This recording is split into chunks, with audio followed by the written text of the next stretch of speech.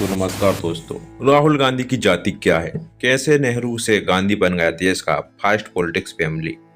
लोकसभा में विपक्ष के नेता राहुल गांधी की जाति को लेकर बहस चल रही है। पक्ष विपक्ष एक दूसरे की जाति जानने और बताने में जुटा है, लेकिन क्या देश के सामने आज भी जाति ही एकमात्र समस्या है?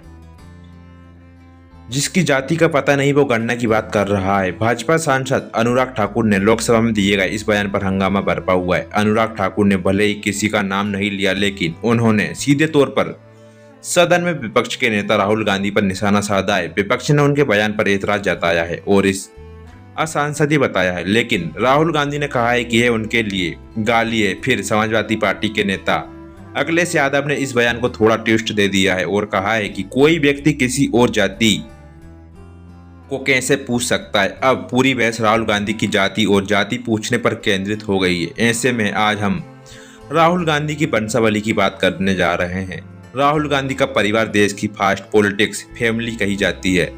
वह नेहरू गांधी परिवार की छठी पीढ़ी है। उनका परिवार राजनीतिक वंशावली तैयार की जाए तो सबसे पहला नाम मोतीलाल नेहरू का आता है। वह ब्रिटिश जमाने में एक धाकड़ वकील थे, फिर कांग्रेस पार्टी के अध्यक्ष बने। वह महात्मा गांधी के समकक्ष नेता थे। फिर उनके बेटे जवाहरलाल नेहरू ने राजनीति में आए। वह भी एक धाकड़ वकील ही थे। फिर वह कांग्रेस के अध्यक्ष और देश के प्रथम प्रधानमंत्री बने।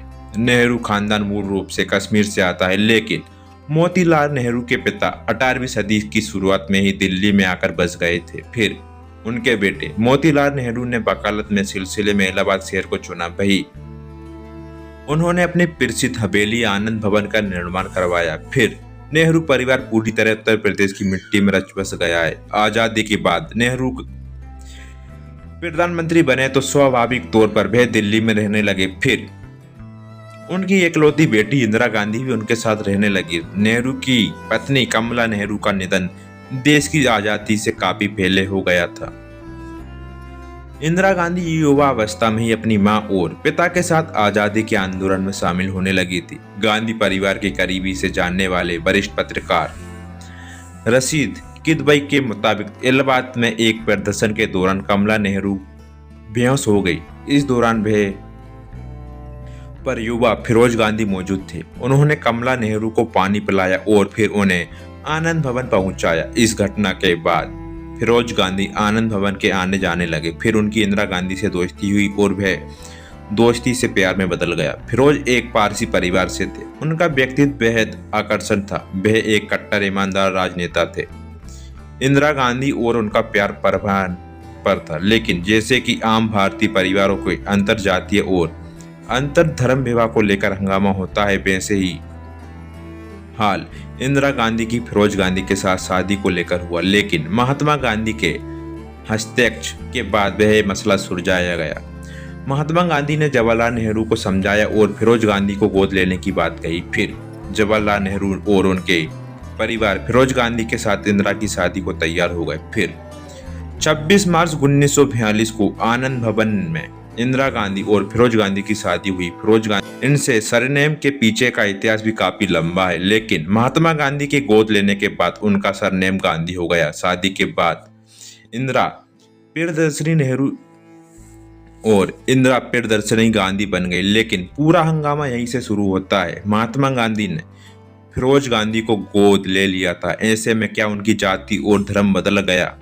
क्या उनकी फारसी नहीं माना जाएगा? इंदिरा और फिरोज गांधी के 2 बच्चे राजीव गांधी और संजय गांधी हुए। किसी भी इंसान की जाति और धर्म उनके पिता की जाति और धर्म से तय होती है।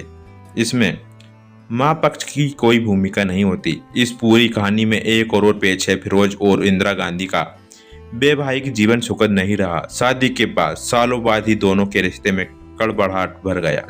लेकिन इंदिरा गांधी अपने पिता नेहरू गांधी के साथ उनके पीएम आवास में रहती थी। वही फिरोज लखनऊ में रहता था।